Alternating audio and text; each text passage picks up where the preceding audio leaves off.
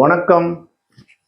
கூத்தாடி வட்டி என்கின்ற என்னுடைய இந்த யூடியூப் சேனலை பார்க்குறார்கள், தயவு செய்து சப்ஸ்கிரைப் பண்ணிக்கொள்ளுங்க. சப்ஸ்கிரைப் பண்ணினால்தான் என்னுடைய வீடியோக்கள் கொஞ்சம் கூடுதலான வியூ கிடைக்கும் என்றதுக்காக கேட்குறேன். எல்லாரும் சொல்கிறது தான், சப்ஸ்கிரைப் பண்ணுங்கோ, பெல் பட்டனை அமர்த்தினா தான் எங்களுடைய வீடியோக்கள் எல்லாம் உங்களுக்கு டிங் டிங் வந்து சேரும், நீங்கள் பார்க்கலாம்னு சொல்லி நான் அப்படி சொல்லல. நானும் ஒரு யூடியூப் சேனல் தொடங்கி இருக்கிறேன்னு எனக்கு தெரிகிற கருத்துக்களை சிலதை சொல்லுவோம்னு நினைக்கிறோம். அந்த கருத்துக்களை சென்றடைகிறதுக்கு உண்மையிலே சப்ஸ்கிரைப் தேவைதான். மற்றது கொஞ்சம் லைக் பண்ணினாலும் அது நல்லா இருக்கும் என்றதுக்காக நான் கேட்குறேன். சரி, நான் கதைக்க வந்த விஷயத்தை சொல்கிறேன். என்னென்றால், நேற்றைய முன்தினம் யாழ்ப்பாணத்திலே ஒரு ஹோட்டலில் இந்திய தூதுவர் சந்தோஷ் ஜாண்டு ஒருத்தர் எங்களோட தமிழ் அரசியல் தலைவர்கள் கூட்டாக போய் சந்திச்சிருக்கணும். அப்போ எல்லா கட்சிக்காரரும் உண்டா போய் சந்திச்சிருக்கணும். மகிழ்ச்சியா, நீங்கள் மகிழ்ச்சி அனுப்பியல் அப்படி அதுதான் இல்லை, மகிழ்ச்சி இல்லை. அவை எல்லாரும் ஒரு கூட்டாக ஒரு கருத்தை அவருக்கு தெரிவித்து போட்டு அவர் கை கொடுத்து சந்தோஷத்தோட வழிக்கிடையில் எல்லாரும் போய் பெரிய ஒரு மண்டபத்தில் ஒவ்வொரு மேசையில் 5-6 கதிரிகளை சுற்றி போட்டுட்டு தங்களுடைய கட்சிக்காரர் ஒரு இடத்துல தனித்தனி இருந்திருக்கணும். இருந்து போட்டு தனித்தனியைத்தான் இந்திய தூதரையும் சந்தித்து தங்களுடைய கோரிக்கைகளை வச்சு போட்டு வந்திருக்கணும்னு சொல்லினோம். அப்போ என்ன சொன்ன நீங்கள் கதைச்சனீங்கள்னு சொன்னால், சுமந்திரன் சொல்கிறார், சீனாவின் பிரசன்னமும் சீனா இலங்கைக்கு இருக்கிறதையும் நாங்கள் அடியோடு வெறுக்கிறோம், அதை நாங்கள் எதிர்க்கிறோம், பகிரங்கமாக எதிர்க்கிறோம்டா போய் சொல்ல வேண்டியானே. ரணில் விக்ரமசிங்காட்டையும் எதிர்கட்சி தலைவர் சஜித் பிரேமதாசாட்டையும் அங்கே சொல்லியாங்க. அங்கே சொன்னால் அவங்களை அடித்து கழிச்சு விட்டோம், உடம்புடாண்டு சொல்லி விட்ருவாங்க. அது இல்லாட்டி என்ன செய்யறோம், பொருளாதாரம் எல்லாம் அவ்வளோ மந்தமாக இருக்குது, அவ்வளோ பிரச்சனை இருக்குன்னு சொல்லுவாங்க. அதெல்லாம் சொல்ல மாட்டேன்னு அதை போய் சொல்கிறேன். ரால் பண்ணி வச்சுருக்குறாங்களாம். அது இருக்கிற வழியாக தானே இது வேலை வாய்ப்பு என்றாலும் கிடைச்சிருக்குது. அவங்க வந்தபடியாக சீனாக்காரன் வந்தபடியாக தான் நாங்கள் கொழும்பில் கொஞ்சம் வேலை வாய்ப்பு, மற்ற இங்கே யாழ்ப்பாண பக்கத்தில் கடல் தொழில்கள், அந்த அட்டை வளர்ப்பு, ரால் வளர்ப்பு இதை செய்திருக்கிறாங்க.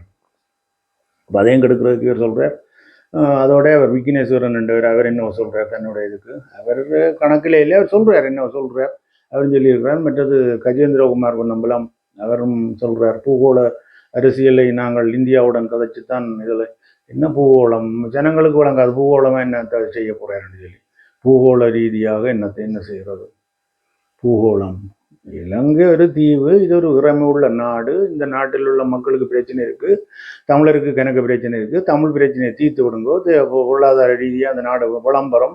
அங்கே இருந்த இன்னும் 40 வீடு 30 வீட்டை கொண்டு வந்துட போகிறோம்னு சொல்லி, ஐயோ அந்த வீடு மட்டும் ஒன்று மட்டும் இந்த நாட்டில் பிரச்சனை இருக்கிற பிரச்சனை நீங்கள் பெரியாக்கள்னு சொல்கிறீர்கள், வந்திருக்கா தீர்த்து விடுங்கோ. பொருளாதாரத்தை நாங்கள் பார்த்துக்கொள்றோம்னு சொல்லலாம் தானே இந்த அரசியல் தலைவர் மேலே. பொருளாதாரம் என்ன, அங்கே இருந்த என்ன வீடு கட்டி கொடுக்கும், அது பிச்சைக்கார நாடு. அங்கே உள்ள மக்களுக்கு வீடு இல்லை. அந்த மக்களின் பணத்தை கொண்டு வந்து நாங்கள் வீடு கட்டியிருக்கணும். அந்த மக்கள் அங்கே இருக்கிற மக்களுக்கு கொடுக்கட்டும், அதுகள் வாழட்டுக்கு. இங்கே பொருளாதாரம் இருக்குது. இங்கே வெளிநாட்டில் முழு ஜன வெங்கடியாக்கள்லாம் வெளியில் போய் நிற்கணும், அவ்வளோ உதவிகள் செய்யணும், அவ்வளோ சனத்துக்கெல்லாம் செய்யணும். அதே போல வேறு தொழில்கள் அதுகள் எல்லாத்தையும் செய்யணும். ஒரு தொழில் முகவர்கள் மாதிரி தொழில் போட்டிகளை திறக்கட்டுக்கு. அது முதல் நாட்டில் பிரச்சனையை தீர்த்தாண்டா அவங்க எல்லாம் பெறுவாங்க, எல்லாம் செய்வாங்க. இங்கே என்னண்டா அவன் பெரியலாது இவன் பெரியலாது அப்படியும் தடைப்படுத்துறது, மற்ற காசை கொண்டு வந்து இங்கே வியாபாரம் செய்யலாம், தொழில் செய்யலாம்னு சொன்னால் பயங்கரவாத தடை சட்டத்தை வச்சிருக்கிறது. இப்போ அதுகளை முதலெடுக்க சொல்லுங்க, அப்புறம் பூகோளத்தை பார்ப்போம். அதெல்லாம் பார்க்க மாட்டேனும். இப்படி போய் கதைச்சி போட்டு தனித்தனியாக இருந்து கதைச்சி போட்டு வெளியில் ப்ரெஸ் மீட்டில் இதை சொல்லி போட்டு போயிடும்.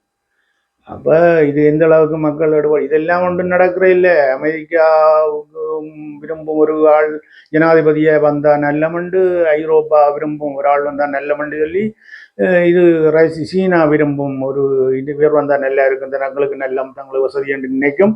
அவங்களெல்லாம் அந்த ஆளுமை உள்ள நாடுகள் நினைக்கும். இந்தியா என்னத்தை நினைக்கிறது? இந்தியாவை இலங்கை ஒரு பொருட்டுக்கும் கணக்கெடுக்கிற இல்லை. வள்ளத்தில் போகிறவங்களை சுட்டு அதெல்லாம் நடக்கக்கூடாது, சுட்டாலும் அவங்களுக்கு பயம் கேட்குற இல்லை. இந்தியா இவர் சொல்கிறார் வல்லரசு நாடு. என்ன வல்லரசு இந்தியா? இல்லை வல்லரசு வேண்டாம், என்ன டிவினேஷன் தெரியுமா அவர்களுக்கு? வல்லரசுன்னு சொல்லி ஏதோ ஒன்றில் சொல்லி நம்ம அந்த நாடு பெரியதான்னு சொல்லி அப்படியெல்லாம் கிடையாது. அப்போ இவ வந்து அரசியல் செய்கிறதுக்கும் ஆக்கள் ஏமாத்துறதுக்கும் நாளைக்கு வந்து அவங்க யார் சஜித் பிரேமதாசா வந்தால் சுமந்திரனும் இவையிலும் போய் நிற்கிறோம் அங்கேண்டா நிற்கிறது நேராக போய் அங்கே தான் நிற்பேன். ஏன் அனுரகுமார் திசநாயகா விளையாட்டுக்கும் இப்போ நாளேண்டே பாருங்க 2 மாதம் கழிச்சு அங்கே தான் நிற்பினோம். சஜித் வந்தாலும் சரி ரணில் விக்ரமசிங்க வந்தாலும் சொல்லி சரியில் அங்கே தான் போய் நிற்பினோம். அப்போ தமிழ் வேட்பாளருக்கு ஆதரவு கொடுக்குறது அதை பற்றி நாங்கள் வந்துச்சு அதை பற்றி இதை கதைக்கிறோண்டா கதைக்கலாம் அதன் கதைகளே அவங்கள போய் சொல்லி போட்டு நாங்கள் சொல்லி அங்கே நல்ல ஒரு சாப்பாட்டையும் சாப்பிட்டு வழியில் வந்து அப்படியே கலைஞ்சு போயிட்டேன். இது ஒரு பக்கம். இது போனால் அடுத்ததாக எங்களோட டாக்டர் அர்ஜுனா ராமநாதன் அவர் வந்து அவர் நேற்று முந்தின நாள் பார்த்தோன்னு ஒன்றுக்கும் பயப்படாமல் துணிச்சல இல்லாடாமல் வலிக்கிட்டு திரிகிறார். ஃபேஸ்புக்கில் லைவ்கள் கொடுக்குறார். வழக்குகள் போட்டாங்க 1000-500 வழக்கு போட்டாங்க. இந்த 5-10-15 வழக்கு போட்டுட்டாங்க. இந்த வழக்குகள் எல்லாத்துலேயுமே என்னென்று வெளில போடணுன்ற மாதிரி ஒரு மனவர்த்தங்களை வெளியிட்டு போட்டு இந்த அது முன்பதான் சத்தியமூர்த்தி மற்றது கேதீஸ்வரன் மற்றது பிரணவன் ஆக்களுக்கு எதிராக இவர் போய் மினிஸ்ட்ரியில் சொன்னதுக்கு ஒன்றுக்கும் வழக்கு இல்லை, ஒரு வழக்கம் இல்லை, ஒரு கேள்வி இல்லை, ஒன்றும் இல்லை. அதுக்கு சாதகமாக டாக்டர் ஜெயக்குமார் மற்றது டாக்டர் நாகநாதன் சொல்லி ஒருத்தர் பேருந்து இன்னொருத்தர் அந்த மரண விசாரணை அதிகாரியாக இருந்த உதயஸ்ரீ என்ற ஒருத்தர் பேருந்து கிருஷ்ணான்னு சொல்லி ஒரு படியன் இவ்வளோ பேரும் எல்லாம் தங்களுக்கு அவைகளால் யார் சத்தியமூர்த்தியாலையும் பிரணவனாலையும் மற்றது கேதீஸ்வரனாலையும் உங்களுக்கு பிரச்சனை என்று சொல்லி முறைப்பாடுகளை கொடுத்துருக்கணும், வழக்குகளும் கொடுத்துருக்கணும். அங்கே அதுகளை பற்றி ஒரு கேள்வியும் இல்லை, ஒன்றும் இல்லை. அர்ஜுனாவுக்கு தான் வழக்கு என்ன தெரியல. சரி, அது ஒரு பக்கம் சொல்லி கொண்டு இப்போ சீமானை எதிர்த்து கொண்டு நிற்கிறார். சீமான் சாமான் என்று சொன்னோடனே அதுக்கு எதிர்ப்பு செய்யணும் ஜனங்கள். அரசியல்வாதிகள் உரிமையில் பேசிட்டாராம். உரிமையில் பேச வேண்டாம் என்று தான் நினைக்கிறேன். கருத்தை சொல்லுங்கோ, கருத்தை சொல்லணும். உரிமையில் நீ குடிகாரன் பெரிகாரன் என்று சொல்கிற எல்லாம் அது எல்லாருக்கும் பிடிக்காது. மற்றது நான் எல்லாம் இவருடைய ஒரு ஆதரவாளராக இருக்கிறேன்.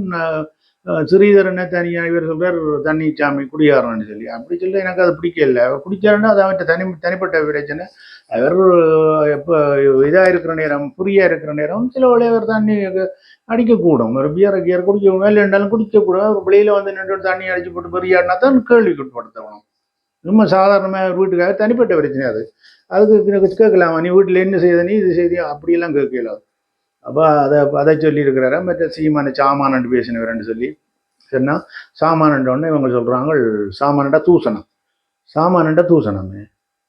சாமானண்டா பொருளண்டா ஒரு சாமானண்டு சொல்கிறது. இதுக்கு இவங்க மொழிபெயர்த்திருக்கிறாங்க சாமானண்டு அவர் பேசினது சாமானண்டா தூசணம்.